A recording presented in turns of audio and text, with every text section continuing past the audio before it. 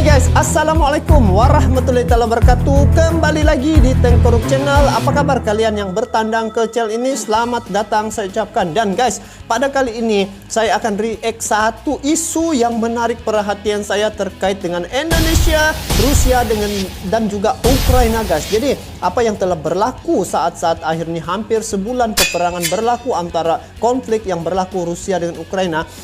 Indonesia sebenarnya dia berperanan penting dalam menentukan keadaan. Lagi-lagi Indonesia merupakan ketua kepada G20 yang akan berlangsung pada bulan tahun ini ya, di Bali guys. Dan saya dipahamkan Presiden Putin akan hadir juga ke Bali, walaupun Indonesia itu ditekan ya agar memboikot Presiden Putin untuk jangan sampai hadir ke G20 yang akan diadakan di Bali. Jadi guys, kali ini tajuk yang saya react adalah dua negara di ASEAN yang membuat Barat takut bila bersekutu dengan Soviet dan Rusia. Negara mana itu guys? Adakah negara Indonesia? Kita simak video ini sama-sama. Tapi sebelum itu, ini video saya tengok di channel Bagi-Bagi. Jadi kepada kalian yang menonton video ini, sama-sama kita support ini channel Bagi-Bagi dengan memberi like, komen, dan juga bagi yang belum subscribe, silalah subscribe channelnya. Jadi jangan kita berlama-lama, kita simak apakah peranan Indonesia dan apakah negara yang apabila bergabung dengan Soviet dan Rusia nih, siapa negara itu? Kita tengok video ini. Adakah di Indonesia, Malaysia, Singapura, Brunei? Sama-sama kita tengok di manakah letaknya kedudukan negara kita. Jadi guys, yuk kita simak info ini. Jom. Dua negara yang membuat Amerika Serikat takut bila mereka bersekutu dengan Rusia. Salah satunya Indonesia. Indonesia. Sahabat Bagi-Bagi, pada saat ormas-ormas dunia mau ribut, hal pertama yang dilakukan mereka adalah menghimpun sekutu. Karena sekutu yang besar akan membuat laju rantai ekonomi dan militer bisa berjalan dengan baik pada saat bertempur. Karena dalam pertempuran, sumber daya adalah poinnya. Contohnya seperti ormas NATO yang bisa menghimpun sekutunya untuk mengembargo ekonomi Rusia dan mengirim banyak pasukan dari berbagai anggota di Norwegia dan Skotlandia. Begitu juga dengan Rusia. Walaupun di tengah ancaman embargo ekonomi, Rusia masih bisa bertahan melalui hubungan-hubungan baik dengan negara-negara yang dekat dengannya. Betul. Jadi ini salah satu negara ya, apabila bergabung dengan Rusia, Amerika pasti takut. Jadi antaranya negara Indonesia guys.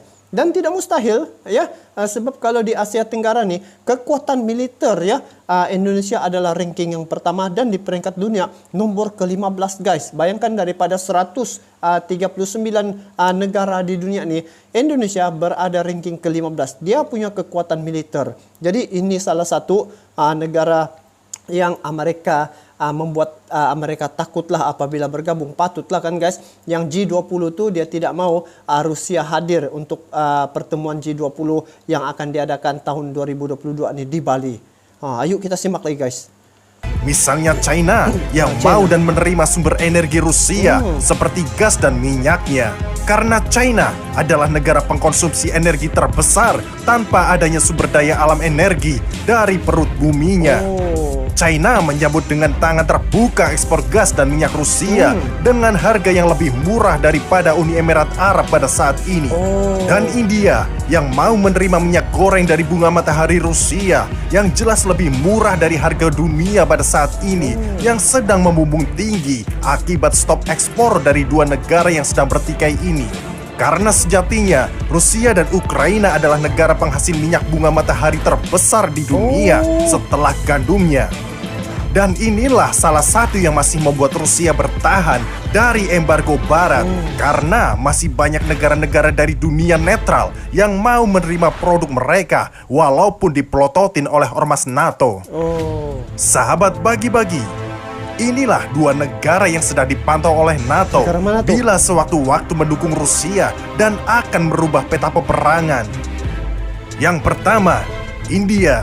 India. India adalah negara yang berada di wilayah Asia Selatan yang memiliki luas total 3,28 juta kilometer persegi. dan memiliki jumlah penduduk sekitar 1,3 miliar jiwa, nomor 2 setelah Tiongkok.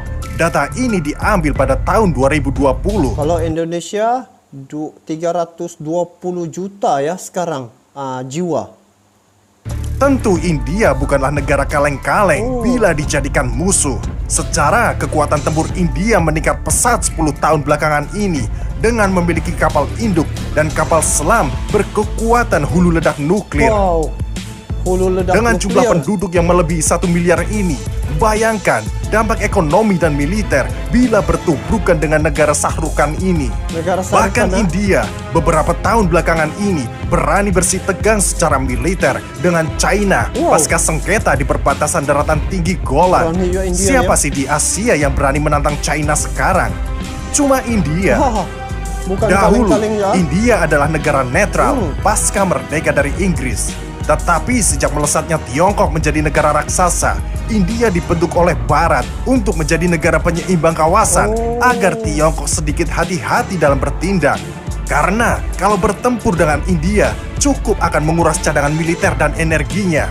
Maka Barat dapat dengan santainya menyelesaikan China sambil menyanyikan caya caya caya. Dorong punya politik nih guys. Tetapi licik, kedekatan India dengan Rusia membuat blok Barat pelongo-pelongo sejak Rusia bekerja sama dalam teknologi rudal Brahmos dan pemasok minyak goreng sunflower-nya Rusia. Kedekatan itu mengagetkan Barat, apalagi pasca abstennya sikap India terhadap konflik Ukraina. Sikap Barat pun langsung simpulnya dan tunjuk langsung India telah membelot.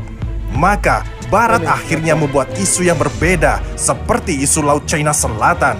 Banyak Konflik Laut Cina Selatan sengaja dipelihara oleh Barat untuk memposisikan China sebagai bahaya yang harus diwaspadai bersama. Demi membangun opini ini, Barat pun menyiapkan kapal-kapal tempurnya untuk mendukung negara-negara yang berkonflik dengan China di Laut Cina Selatan. Begitu rupanya. Dan karena strategi dengan sandi one ship one enemy ini, banyak negara-negara di Asia, khususnya yang memiliki zona Laut Cina Selatan, mau tidak mau akan bersama NATO. Karena analoginya, mereka memiliki masalah yang sama, yaitu China.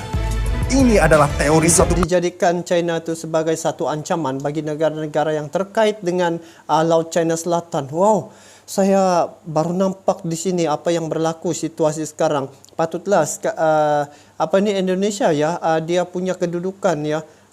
Apabila Pulau Natuna itu sentiasa bukan, rasanya itu adalah satu ialah isu-isu macam China menceroboh masuk ke Laut China Selatan ya. Jadi itu kalau menurut admin tadi satu isu yang dipelihara untuk menimbulkan satu keadaan yang kurang baiklah kan guys. Wow, gini ya politik dunia guys. Benda-benda gini yang harus kita pelajari. kepentingan. Musuh dari musuhmu adalah kawanmu. Bisa kita lihat Vietnam yang memiliki paham garis kiri seperti China dan Rusia kini menantang kakak-kakaknya sendiri akibat konflik Laut Cina Selatan. Betul. Sahabat bagi-bagi, bukan hanya India yang ditakuti oleh Barat memihak faksi sebelah dalam kata kutip Rusia dan China. Yang kedua, Indonesia pun sudah ditarget agar hubungan baik ke faksi kiri menjauh. ini pun ditakut ya. Tadi India, sekarang Indonesia. Bayangkan guys. Patutlah kan sekarang ni macam Indonesia ni ditekan agar menghentikan ataupun menghalang Presiden Putin untuk hadir ke G20. Tapi Indonesia dia tidak ambil perkara itu guys. Dia bersifat netral. Yang saya tahu Indonesia bisa untuk menghadapi situasi seumpama ini. Amerika melihat saat Indonesia menolak Selat Melaka menjadi center checkpointnya militer Amerika Serikat, maka dibuatlah Indonesia harus ikut terlibat dalam konflik Laut Cina Selatan. Setidaknya akan menjadi isu yang sangat sensitif antara pemimpin Indonesia dan reaksi rakyat Indonesia pada batas kedaulatan, di mana saat itu pemimpin kita yang akrab dengan China akan menjaga sedikit langkahnya karena isu Natuna. Begitu. Tengok hubungan China dengan Indonesia baik saja kan guys. Tapi kalau dari segi media ya, seolah-olah China ni terlalu ganas lah kan. Sedangkan apa yang berlaku kita nampak macam ni. Jadi ini adalah percaturan ya, percaturan tangan-tangan gaib lah, artinya begitu. Sahabat bagi-bagi, Indonesia juga termasuk negara yang paling ditakuti oleh Barat bila bergabung dengan Rusia dan China. Amerika sangat melihat jelas Indonesia dari sisi politik dan story memiliki hubungan yang baik pada blok anti NATO. Dari era Soekarno yang sangat menentang sistem Barat dan menjadi salah satu dukungan pengaruh Soviet di Asia untuk melawan blok sekutu dan menandingi FPDA di kawasan Asia Tenggara, walau akhirnya dilemahkan oleh presiden-presiden berikutnya yang mendukung Barat. Indonesia masih memiliki sejarah yang panjang terhadap Soviet dan juga memiliki luka besar terhadap Barat pasca lepasnya Timor Timur dari pangkuan Indonesia. Disinilah mulainya pelemahan militer kita pasca dilabeli pelanggaran HAM dan embargo senjata. Jadi, kalian paham kan kenapa dalam ngurusin KKB, TNI cukup berhati-hati? Bisa saja dalam sehari KKB rata oleh TNI dan alutsista kita. Tapi, apakah kalian tahu siapa di belakang KKB? Ya, itu lagi. Australia, adiknya Britania Raya dan Amerika. Pasti bila TNI kita hantam Papua, berbondong-bondong embargo jilid 2, 3 dan seterusnya menanti kita. Dan bukan tidak mungkin malah dijadikan isu pisahnya Papua dengan Ibu Pertiwi. Oh, paham sudah guys. Kalian sudah dengarkan. Patutlah yang KKB itu bisa saja ya diratakan oleh militer Indonesia, tapi Indonesia ya, dia punya kepimpinan bagian militer, dia paham situasi. Jangan sampai berlaku yang sesuatu sampai di embargo ya, Indonesia dijadikan sebagai punca untuk mengisukan Indonesia ini mendapat tekanan daripada negara-negara yang mencatur perkara ini. Indonesia selain memiliki story yang kuat, Indonesia juga memiliki rakyat yang kuat. Rakyat Indonesia sangat dikenal sebagai salah satu rakyat dengan rasa nasionalisme yang tinggi. Bila negara sedang berperang, maka bisa dipastikan rakyat Indonesia juga ikut berperang. Berbeda dengan negara-negara Eropa yang mulai kendor rasa nasionalismenya pasca hidup enak dan nyaman. So guys, demikianlah isu yang berkait dengan negara-negara apabila bergabung dengan Rusia ya. Ini yang menjadikan mereka takut ya. Jadi kalau tengok dua negara ni, India dan Indonesia. Jadi kita ambil Indonesia. Kenapa ya? Apabila bergabung dengan Rusia, ini yang menakutkan Amerika. Sebab Indonesia ni di samping dia peneutral ya, dia banyak negara-negara sahabat ya. Dan Rusia merupakan satu negara di dunia yang paling tinggi, yang paling kuat bom nuklear dan paling banyak bom nuklear adalah daripada Rusia. Itu kalian kena jelas ya. Dan apabila dia menguasai kekuasaan dari segi nuklear ni, maka negara-negara yang lain ni itu yang slow tu guys, sebab Rusia salah satu negara yang kuat juga. Jadi apabila bergabung dengan Indonesia, pastinya dari sebelah barat, sebelah timur ya, gabungan ini akan menghasilkan kekuatan yang sungguh luar biasa. Jadi guys, inilah sebenarnya yang kita mau tengok ya, situasi yang berlaku sekarang terkait dengan Laut China Selatan, tentang peperangan ya, tentang isu-isu dalaman negara yang sengaja dicetuskan demi untuk mencari poin agar negara tersebut ada can untuk tangan-tangan gaib nih masuk campur. Yang terjadi seperti timur-timur di Papua ya, itu antara perkara-perkara yang seiring dengan inilah rancangan-rancangan tangan gaib nih. Jadi guys, apapun kita doakan semoga negara Indonesia, negara Malaysia juga sentiasa aman, damai dan makmur untuk selama-lamanya. Yang kita harus jaga adalah hubungan kedua negara nih, Malaysia, Indonesia. Kita negara jiran, negara bersahabat. Jadi apapun ini satu kebanggaan bagi negara Indonesia, sebab Rusia itu adalah sahabat karib ya dengan Indonesia. So, bagaimana pandangan kalian terkait dengan perkara ini guys? Kalian boleh komen di bawah. Jadi, itu saja untuk kali ini. Salam silaturahim, salam serumpun, salam perpaduan daripada saya guys, negara Malaysia, untuk kalian semua walau di mana juga Anda berada. Sampai jumpa lagi. Assalamualaikum warahmatullahi wabarakatuh. Bye bye.